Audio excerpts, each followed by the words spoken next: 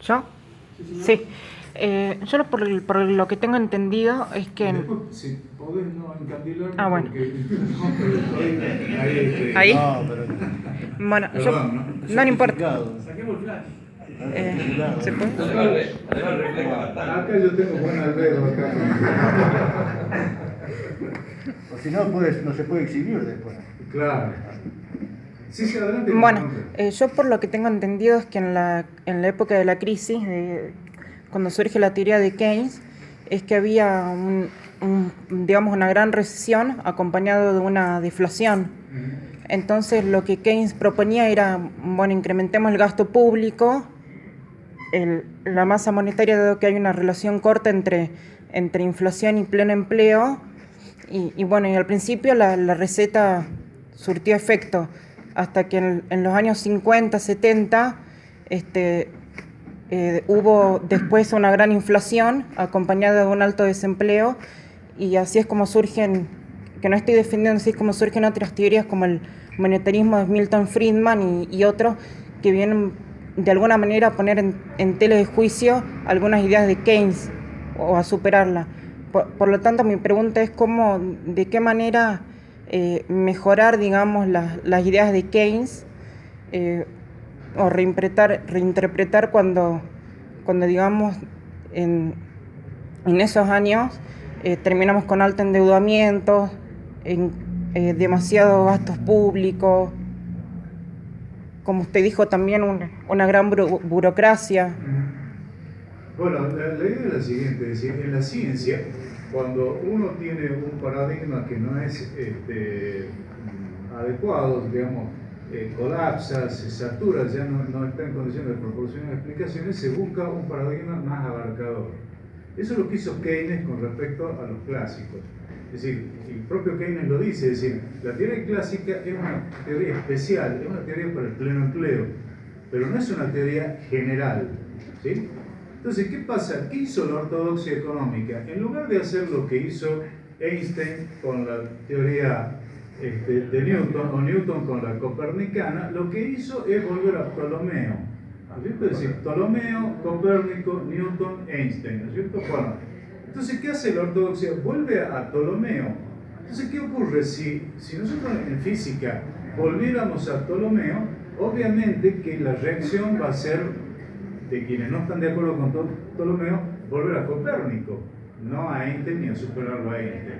Ese es el problema de la academia, que vuelve a foja cero. Entonces volvemos, ¿no es cierto?, a que el salario real, los trabajadores controlan el salario real.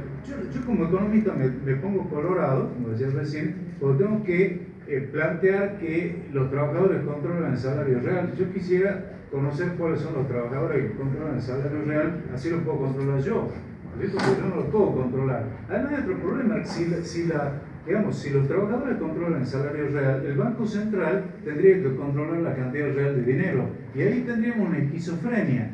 El producto se obtendría en el mercado de trabajo, con la oferta y la demanda de trabajo, pero también digamos, el sector digamos, de la producción, junto con la demanda, tendríamos otro producto, uno de cada lado. ¿Con cuál nos quedamos? ¿No es cierto? Es decir, es inconsistente. Entonces, la relectura de Keynes tiene que llevar a un plano superador de la idea de Keynes, porque las ideas de los clásicos ya han sido superadas por Keynes, ¿sí? Entonces, si volvemos a los clásicos, la única que nos queda es volver a Keynes, y no salimos de ahí. Y el problema es que los economistas pasamos papelones porque hay cosas que no las podemos explicar. No podemos explicar la brecha de desigualdad, porque decir que lo vamos a superar con calidad educativa, sí, pero lo vamos a superar en 20 años.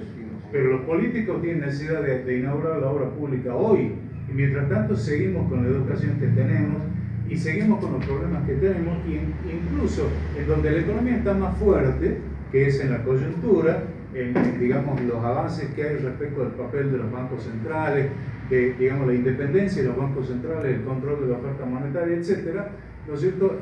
También pasamos papelones porque, digamos, cuando se trata de llevar a la práctica esas ideas, las ridiculeces que cometemos en otros planos llevan a que aparezcan los populistas y todos los que, yo no soy economista, pero y tienen explicaciones para las crisis, para todo lo demás. Entonces, yo lo que creo es que, perdón si me he entendido, creo que primero, hay que entender que lo que Keynes planteó fue para un escenario especial, no para todas las circunstancias que pueden existir. No puede él estar respondiendo problemas que ocurren 50 años después, ¿no es cierto? Y lo que yo rescato no es todo lo que él puso ahí, sino el gran marco conceptual que él dio, que habilita para desarrollos, ¿no es cierto?, posteriores, pero no volvamos al salario real y ahí no vamos a hacer ningún progreso.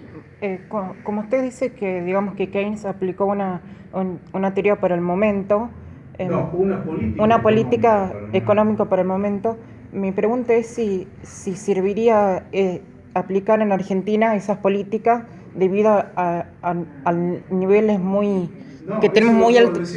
Keynes pensaba que se podía gastar más porque había mucha mano de obra desocupada, pero mucho capital desocupado. Es decir, había maquinaria, equipamiento que estaba sin usarse. Claro. Entonces, ahora, si usted tiene una economía subdesarrollada, por definición le falta capital. Entonces, aunque le sobre mano de obra, no invertimos. Claro, mi pregunta es ¿cuál es la solución de Argentina? ¿Qué modelo debería seguir? Lo que hay que hacer es agrandar el stock de capital, o sea, promover las inversiones. Esa es la solución. Y adelanto otra cosa contra la ortodoxia. La solución no es pedirle a la gente que ahorre más, porque la gente vive con lo que tiene. La solución es pedirle prestado al futuro, ¿no es cierto?, recursos, para con esos recursos invertir. Eso es financiar la inversión, no financiarla con un ahorro, porque si no la economía pobre nunca va a dejar de ser pobre. ¿Qué ahorro puede tener una economía pobre? Necesariamente poco. Y la economía pobre necesita crecer y necesita capital. Entonces necesitamos inversiones. El Estado puede hacer lo suyo, pero tiene que hacer un enroque, tiene que dejar de gastar en obra pública, en recursos corrientes, y aplicar ese mismo gasto, o una parte, al gasto de capital, que es una demanda gigantesca y que permitiría proporcionar mano de obra, porque la gente que necesita el agua potable, la vivienda, los caminos y las escuelas, es la misma gente que no tiene trabajo. Es decir, digamos, juntamos la necesidad de la gente de trabajar con la necesidad de la gente de esos servicios de los que carece.